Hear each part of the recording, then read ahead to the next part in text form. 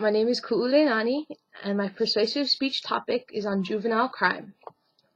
My specific purpose: to motivate people to understand that when one breaks the law, they must be punished for their actions according to the severity of the crime, and the perpetrator's age should not be taken into consideration.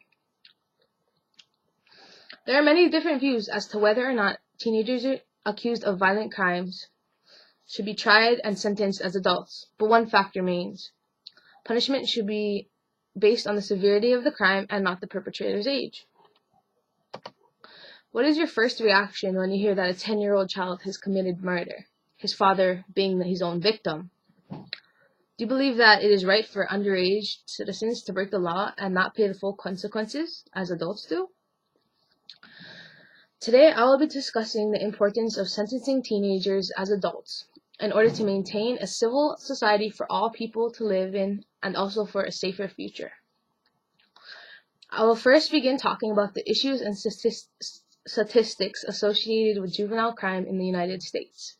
Second, my personal experience, and third, I'm going to wrap it up by discussing solutions and ways to participate in stopping teenage crime.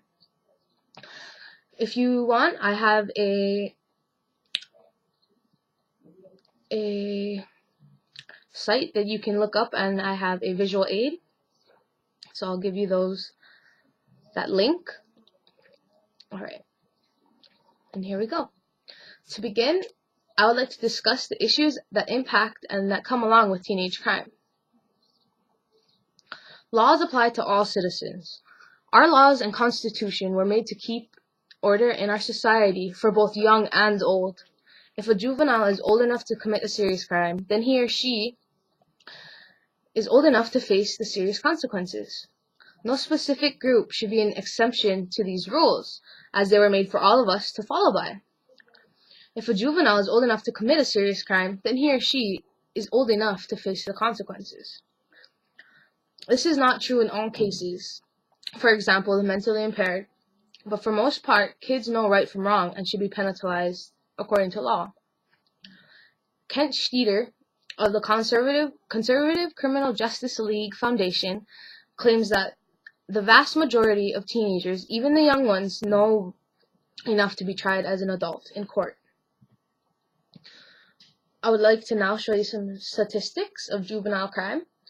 In 2001, a national survey of youth from grades 9 to 12 reported that 5.4% of juveniles were carrying around weapons on school property. Out of that, 7.4% reported being threatened or injured with a weapon on school property. These are shocking numbers and are proof that crimes are rising and our nation's youth is getting out of hand. Juveniles accounted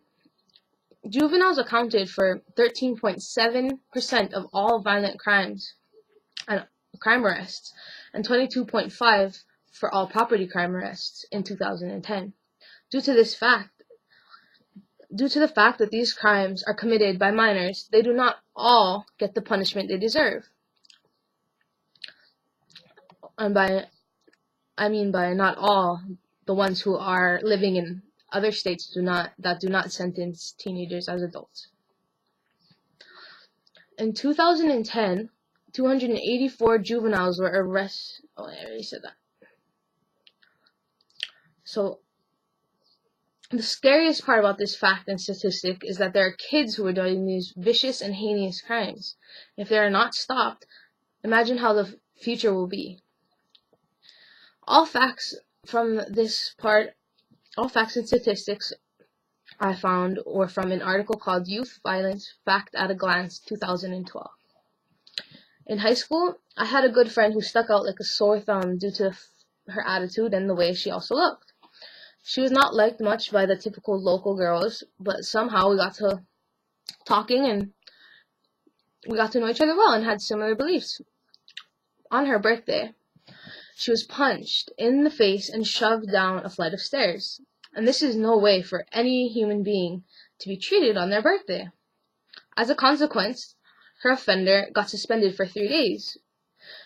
But this girl didn't see her suspension as a consequence of any sort. She saw it more as a vacation. So do you think she learned from that type of weak consequences? Well, she did not.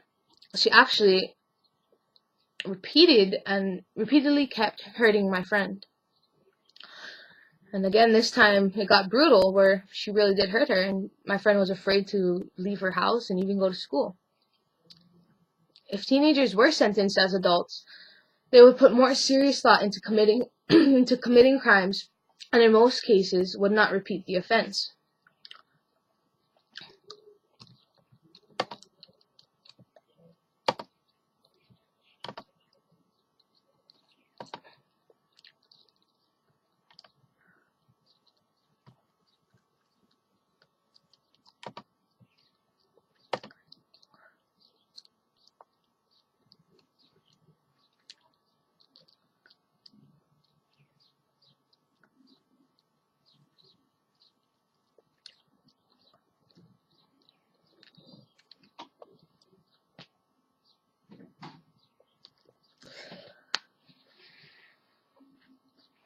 Oh, not bad.